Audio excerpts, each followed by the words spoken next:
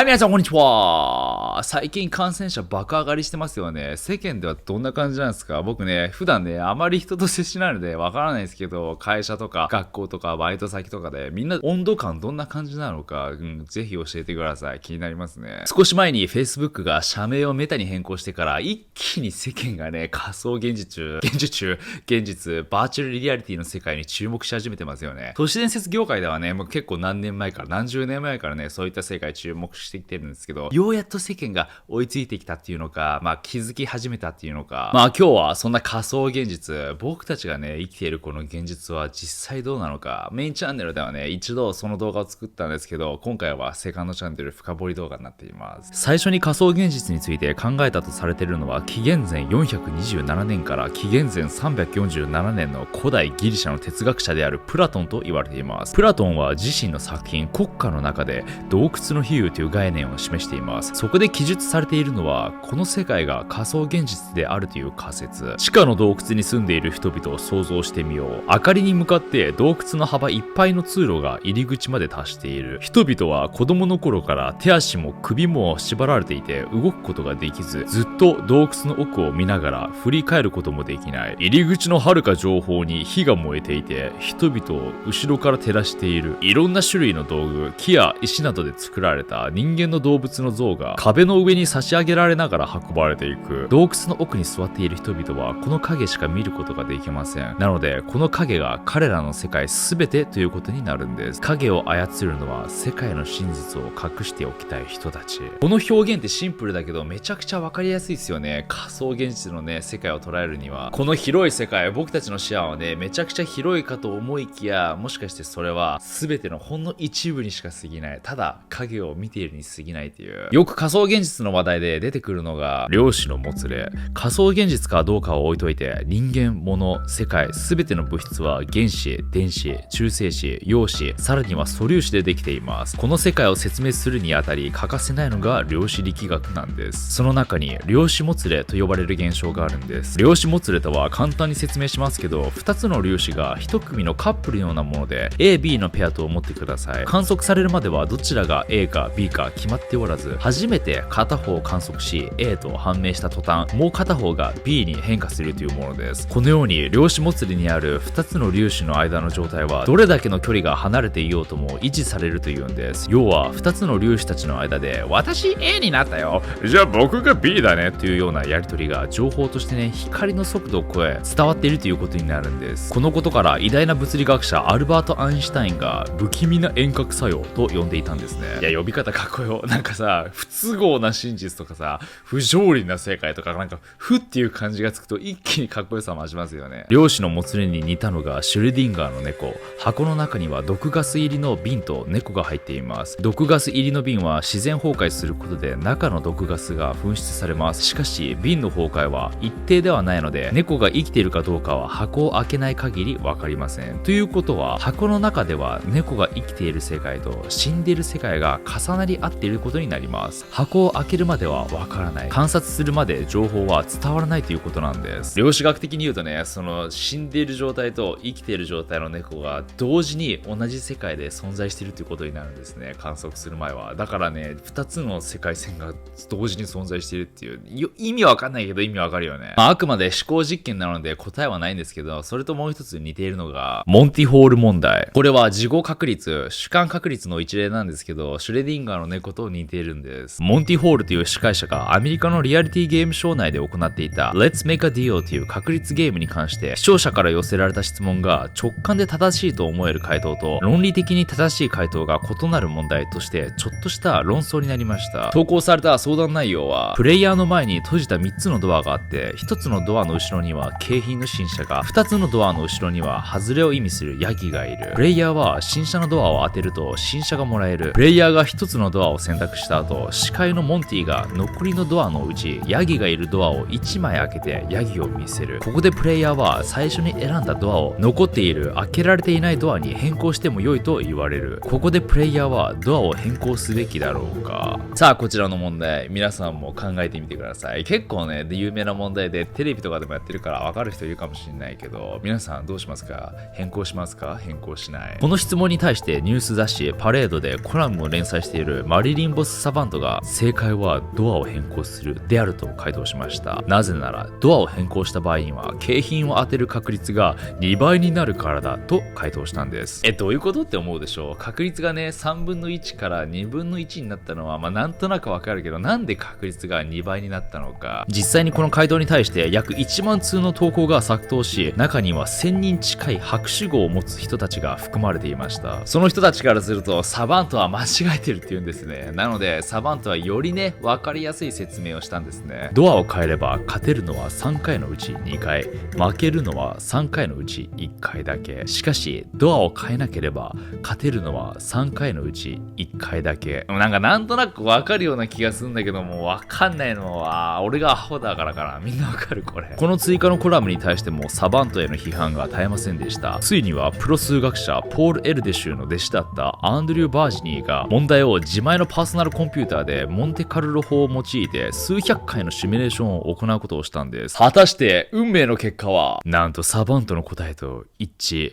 サバントを批判していた一人で20世紀を代表する数学者のポール・エルディッシュはありえないと主張していたんですけど、バージニーがコンピューターで弾き出した答えを見せられ、サバントが正しかったと認めたんです。その後サバントを批判していた人たちもね、俺たちが間違ってたって誤りを認めたんですね。実はこの問題のポイントとしては、最初に外れを引くケースは一つ多いということを忘れていると、2回目の確率が 50% に見えてしまうということなんです。最初に外れを引くケースは2つあるので、ドアが1枚減ったところで残りの確率は 50% にはならないんですね。とここまでねちょっと仮想現実の話からね離れちゃったように見えますけど、量子力学的に言うと存在は確率的にしか存在しないと言われているんです。量子力学によれば素粒子は普段は確率としてぼんやりとした霧の塊のように存在していて、観測を行うまではその実態を確定できていない。つまり見ていない素粒子はそこに存在しているとも存在していないとも表現できる。シュレディンガーの猫もですけど、このモンティホール問題の扉の向こうも同じことが言えるんですね。そしてその答えこそ仮想現実である証拠として挙げられている部分でもあるんです。今でも覚えてるんですけど、こういった情報をね調べたり耳にする前に現実ってなんだってふと考えてたんですね。でその時は2013年夏、今でも覚えてる、友達と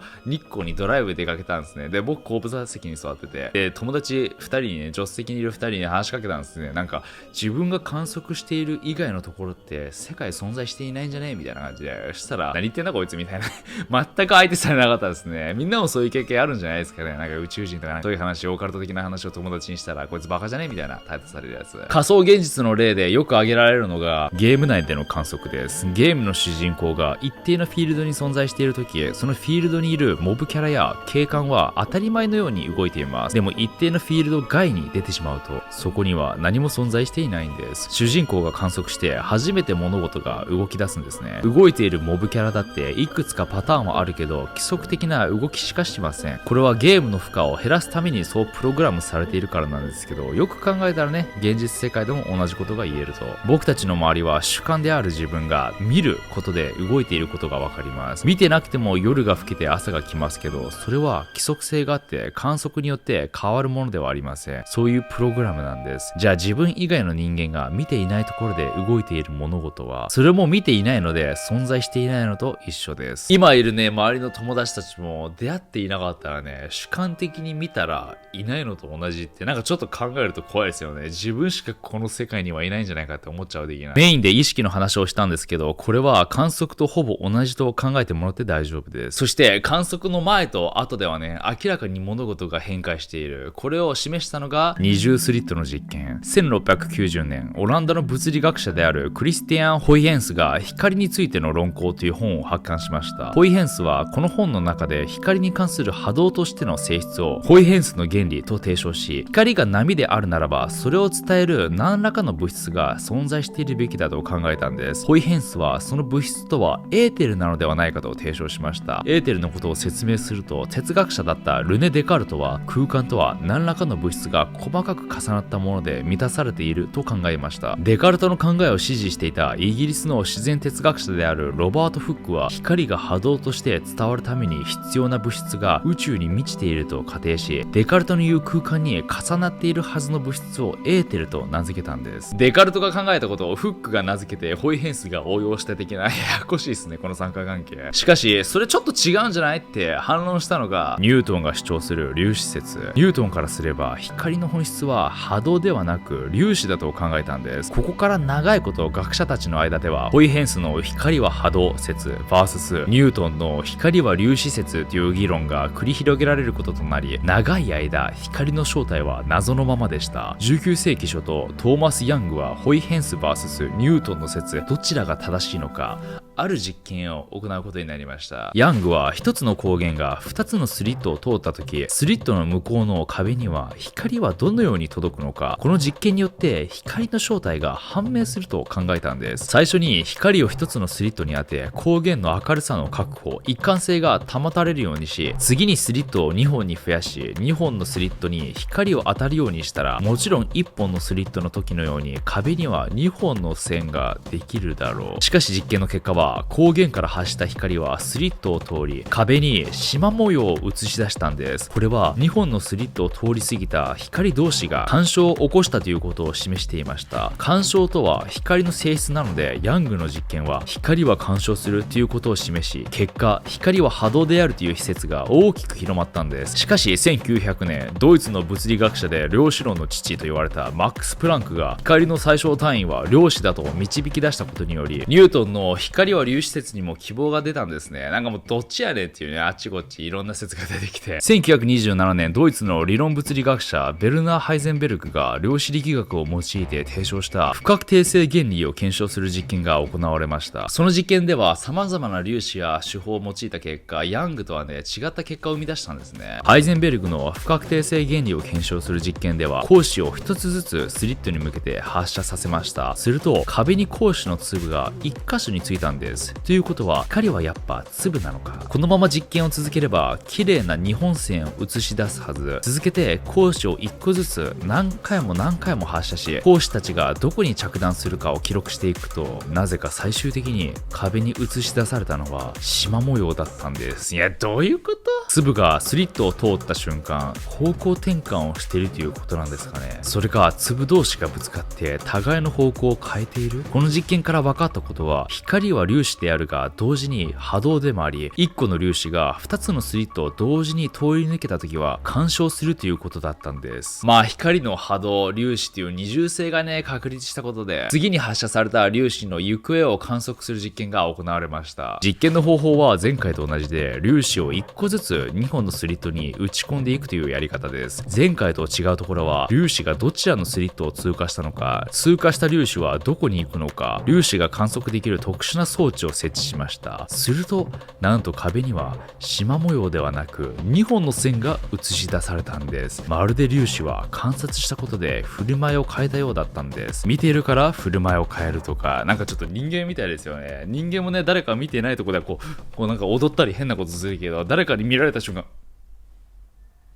ちょっと意味わかんない。要は人間が観察という干渉を行ったことで粒子の動きが変わったんですね。これって何かに似てませんか？そう。ゲームの世界で干渉するということで物事が動き出す。まさにそれに近いことが起こったんです。やっぱ僕たちの世界は仮想現実だったんですね。誰か課金して俺に。というのは冗談で、この二重スリット実験について実は観測することで生じる影響というものがあるんです。ただ観測するだけならね、何も影響を与えていないと思うかもしれませんが、特に機械を使い観察する場合、機械が放つ何らかの波動が粒子に当たり、波動が装置に跳ね返ってきて初めてそこに粒子があると観測されます。ということは、ある意味観測する波動が何らかの形で粒子を打ち消したのかもしれません。まあこれは確立されていないことなので何とも言えないんですけど、なんとなく言いたいことはわかりますよね。この世界の全ての物質は原子、電子、中性子、陽子、さらには素粒子でできていると言いました。僕たち人間も同じで、粒子が集まって形ができているんです。粒子が形を形成する過程は、物質を構成する粒子の熱運動が小さいので、粒子間の引力の影響が大きくなり、粒子が決まった位置を中心にわずかに振動していることで固体として形成されるんです。僕たちも振動しているんですね。振動しているからには何かしらの波動が出ていると考えられるので、これがいわばオーラだったり、人と波長が合う合わないといったことに通じてくるのかもしれません。引き寄せの法則なんかもある意味僕たちが出す波動の話になってくるので、アナながちにね、ありえない話でもないんですね。なので結論から言うと、この世界が仮想現実かどうかなのが正直わからない。これはしょうがない。わからないですよね。ただ、可能性的には十分に高い。それと僕たちの体もね、何かしらのオーラ、波動を出してるって考えると、なんか物質的でありながらちょっとスピリチュアルな生き物ですよね、人間って。人間だけじゃなくて、この世の全てのもの。なんか僕の考えで言うと、確実に仮想現実っていうか、もう何も存在していないと思うんですよね、この世界って。また最近ね、こういったことを深く自分の中で考えちゃうんですけど、なんか改めて、なんでこの世界が存在しているのかって考えた時に、存在しない世界はないのかって考えると、すごく怖くなるって話以前したじゃないですか。めちゃくちゃ怖くなるんですよ。ね、なぜかいろいろ考えたら、なぜかというと、なんか日常のことって未知でありながら、それなりになんか説明できるんですね。宇宙の果ても未知だけど、何かしらね、原因があって、なんか予測ってつくじゃないですか。けど、僕たちがこう存在してて、存在していない可能性ってあるのかって考えた時、何も予測ができないんですよね。予測っていうか、こういう世界なのかみたいな、これってあるのかみたいな感じで予測が全くできないんですね。その全くできないことって生きててないじゃないですか、ほとんど。予測か、なんか予想ができないみたいなって。だからなんかめちゃくちゃ怖いっていうか、なんか暗黒の部分に達しちゃうんですよね。で、それを考えた時に僕なりに考えすぎた結果、結局全て無限って考えたらありえるのかなと思って、無限に全てが存在している。逆に言うと全部存在していないみたいな、これ全部幻想みたいな、全て無限なんだけど同時に全ても無限で存在していないみたいな感じで考えると、なんか無ってありえるのかなと思って。無っていうか、なんだかわかる？それでは皆さんご視聴ありがとうございました。